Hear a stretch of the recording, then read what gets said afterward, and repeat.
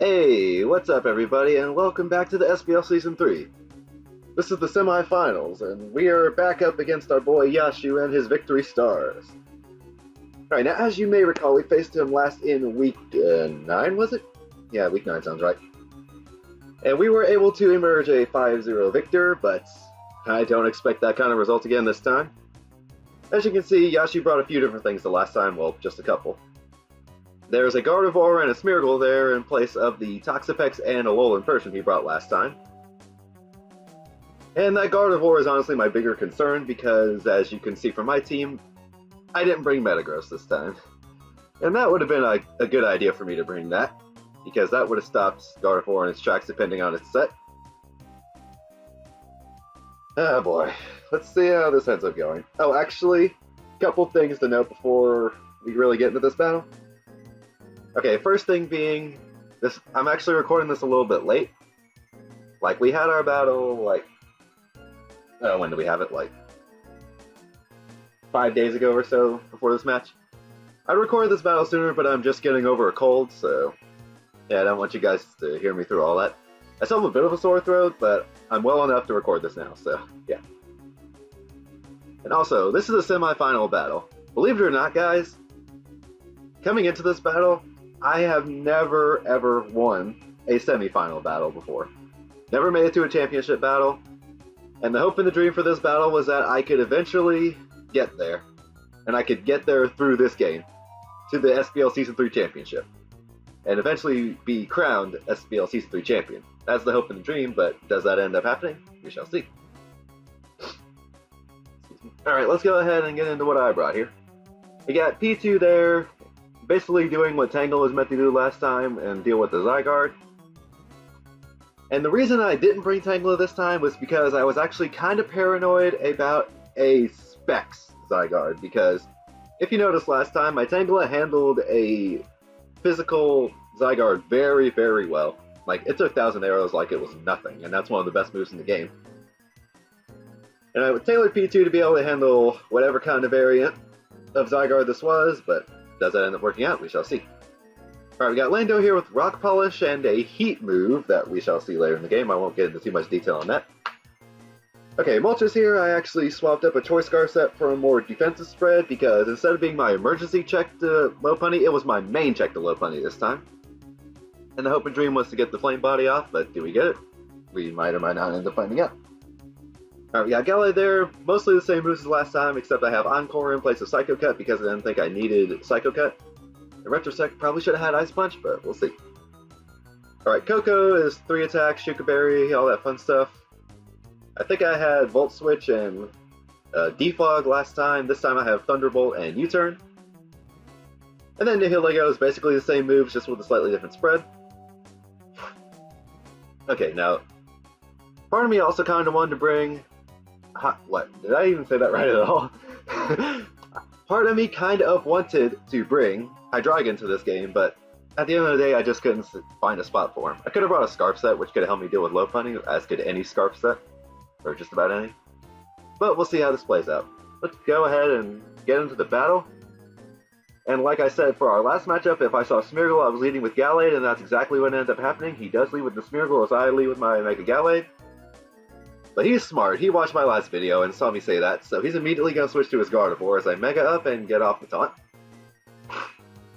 I'm sorry for sniffing so much, guys. I guess I still have a little bit of a cold, but I'll try not to let that affect me. I went to P2 here because it was my best thing to take any kind of Moonblast or whatever, and it also let me scout whether this thing could be like Scarf or like Expert Belt or Specs even. The 33% damage told me that it wasn't Specs, so that was good right off the bat. It also meant P2 could get off the Recover, or the Tri-Attack, or the Ice Beam, or the Thunderbolt, or whatever move I end up... Oh wait, no, I didn't have Thunderbolt Headed Discharge. Anyway, I go for Tri-Attack here as it goes into Rotom, and this is actually quite okay with me. Because it gets off a decent chunk, but also gives me a Recover. But in the process of giving me that Recover, it also gives him a Toxic. And of course, I don't have a Cleric on my team at all, so that's really bad right off the bat. What I should have done here, looking back on it, is just go immediately into my Nihilego like I probably should have. Because Nihilego would have stopped this thing dead in its tracks no matter what. Like, if I just switched Nihilego in on the Toxic, that would have meant that the Ronin basically wasted his turn, and that's free rocks for me. So I digress, and let's go ahead and move on to what I end up doing now. He goes into Stella Stupid, as I believe I click Try Attack again. It doesn't do a whole lot, and it doesn't get status. As he actually makes a good read predicting me to switch out here as I go into my Coco, because I don't want the toxic damage to keep stacking up on my Porygon too, but he toxics my Tapu Koko, predicting the switch that I obviously did. So now Coco's on a timer as he actually tanks that Thunderbolt somehow. And Heavy Slam's doing a nice chunk. And obviously I want to keep my Tapu Koko a little bit healthier, so do I Roost here? I believe I Roost. Yes, I do. And I figure now is as good a time as any to get on up out of there and click U-turn, as I believe I go into my Nihilego. But this actually ends up working out for him, because I believe he goes for Volt Switch. And that gives him free Zygarde? No, it gives him free Gardevoir. Which at this point, it immediately told me, seeing as he wasn't Specs, and seeing how he went on into my Nihilego like that, that immediately told me that this was a Scarfed Gardevoir. Which was actually a really good bring on his part, because it was able to outspeed my entire team. So yeah, obvious Psyshock is obvious, so I'm just going to go into basically the main thing on my team that can take this. I guess Moltres could have been able to take it, but I wanted it to have enough health for the Lopunny. And it gives me a free recover, and this switch kind of confused me because, like, okay, I made my P2 to be able to take on this Zygarde, but he was not choiced in any way, as he goes for a sub here. And he's run this set a few times on this Zygarde, and I'll complain about the next move he goes for once he goes for it here. He goes for Protect. Yeah, if there's one thing that I don't really like to see in a Pokemon game, it's Substitute and Protect on the same set, because in my opinion, that does nothing but waste time. But in this case, it got more toxic damage on my P2, so I guess it wasn't all for nothing.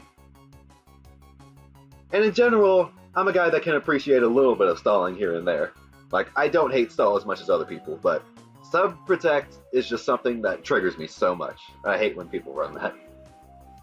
But I digress. As my Ice Beam is obviously not going to be doing much of anything, and I think I actually switched my P2 out this turn to go into Lando to intimidate it. No, I just 1,000 arrows as... Do I recover here? Yeah, I recovered when I could have taken the Zygarde immediately out of the game because my Ice Beam was killing it from this range. I think now I switch into my Lando to get off and intimidate, as I believe he subs here. Which at this point I believe I get free setup. Or do I break this up with Earthquake? I either Rock Polish or... No, I double into Gallade, okay. This is all starting to make a little bit more sense to me as he shows off the Dragon Dance, and thankfully he doesn't Protect with the sub. And 1,000 arrows is doing a little bit to me, actually it's doing a lot of it. As I was able to tailor my Galade's Drain Punch to be able to break the sub every time. So yeah, he just keeps doing the thing as I do the Drain Punch thing, and that's not doing nearly enough, so I believe I switch back into my Lando to get up another Intimidate. Then put his attack back at neutral. No, he Protect. Ah boy. This was a long and drawn out process, and yeah, I think you guys can now see why I greatly dislike Sub-Protect on any mon, not just Zygarde. That's any mon. And I think now is where I switched my Gallade out because I didn't trust the 1,000 arrows roll. And as somebody pointed out in the comments, I did not have Ice Punch on my Gallade, and I have my regrets. Okay, let's see. What do I do here now? He goes for arrows. That happens. As I go for the...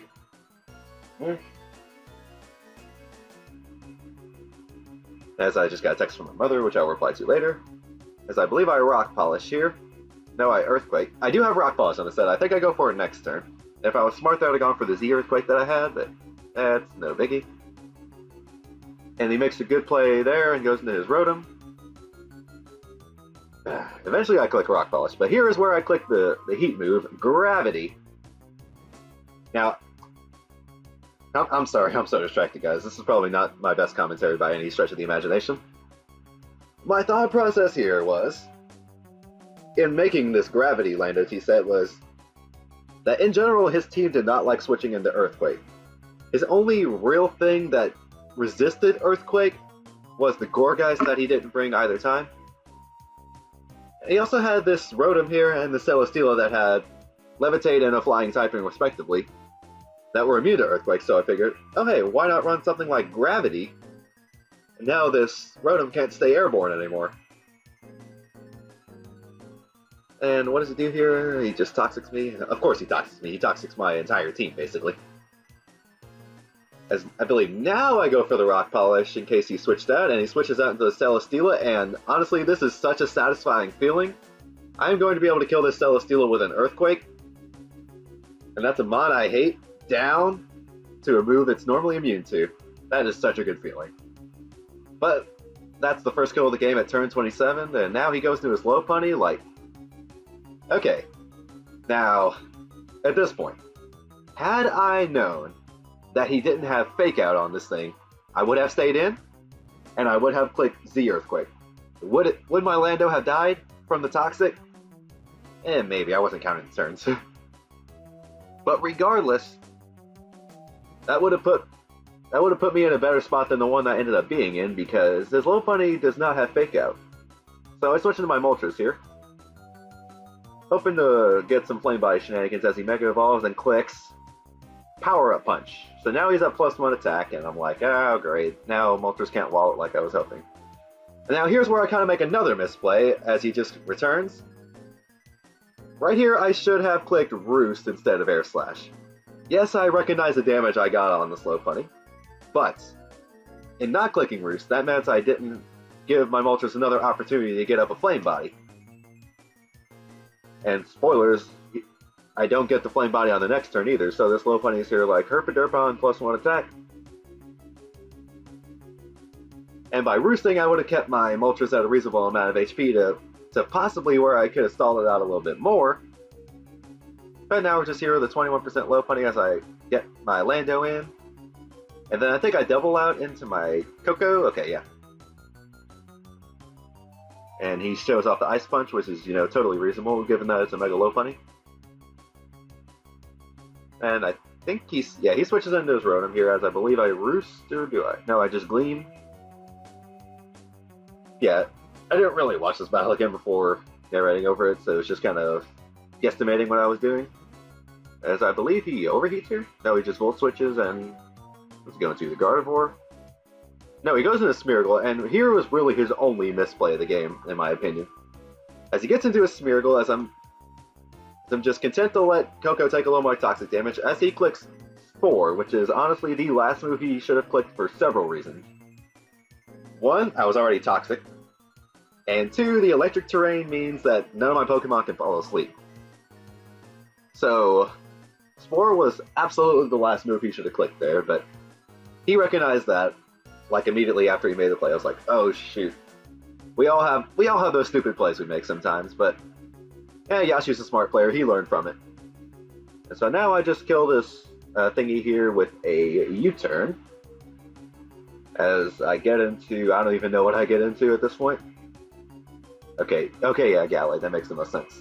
As now the Gardevoir comes in, and let's see, I think it was at this point where I made a really risky play. Okay, no, never mind, it's not yet. Okay, he showed off the Moonblast there as I went ahead and sacked Coco. I didn't feel like I needed it much in the rest of this game since it didn't have to be low punny. As I went into P2 mostly to get off a Recover, I believe. And actually let me get off 2 Recovers as he got his attack drop, which I don't think ends up mattering that much because I don't think I keep P2 in for that much longer. Because now this stupid Zygarde comes back in, and do I Ice Beam here? I hope I Ice Beam. I'm just like, I hope I Ice Beam here. Wait, I just went into Gallade? As he was just going to Protect Stall. I guess I was predicting that, question mark? Okay, I think now is about to be the turn where the bad thing happens. As I taunt the Gardevoir, which doesn't really end up doing much. I should have clicked Thunder Punch on this thing. I had the electric terrain out. This thing's really physically weak. I think he didn't have much defensive estimate at all. I don't remember for sure. We showed each other our teams after this battle. Okay, the play I end up making is that I switch into my Nihilego.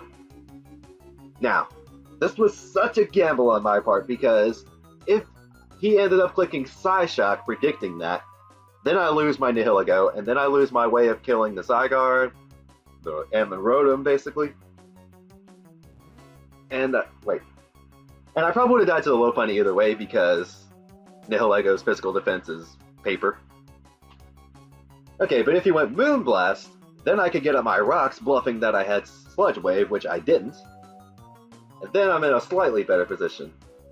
I do go into my Nihilego here, and what does he end up clicking? Psyshock. So because of that, I lose my Nihilego for basically nothing. Like, looking back on it, at the end of the day, my play was always to switch into P2. Get it for a recover, or a Tri-Attack, or something. Anything that would have been better than sacking my Nihilego like this. So, at this point, it's not looking hopeful for me. I just lost one of my, basically my revenge killer, against everything not named this or Lopunny. I guess at the end of the day, if he'd have locked himself into Moonblast, I'd have probably tried to attack anyway, because at this point, this Gardevoir outspent my entire team, the Lopunny outspent my entire team, unless I could have gotten off a Rock Polish with my Lando here, but given my Lando's health, that probably wasn't happening. And I think what do I go into here? Okay, now I go into P2 like I should have done in the first place. And I believe I just Tri-Attack here because it was my best play, and it's going to 2-hit KO this Rotom, so at least the result looks a little bit better now. As he just overheats, which is okay. And now the Rotom goes down and P2 gets a kill, which is okay, but now that gives him a free Lopunny, and that's basically it. I don't have anything else I can switch into this monster.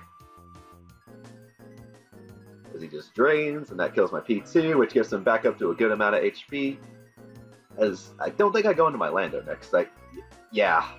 Looking back on it, going into my Lando at this point would have been the smarter play, and sacking that off, because that would have meant that I could possibly live something from this Lopunny, which I think ends up being the return. And he's at -1 attack instead of... Okay, let me start that thought over.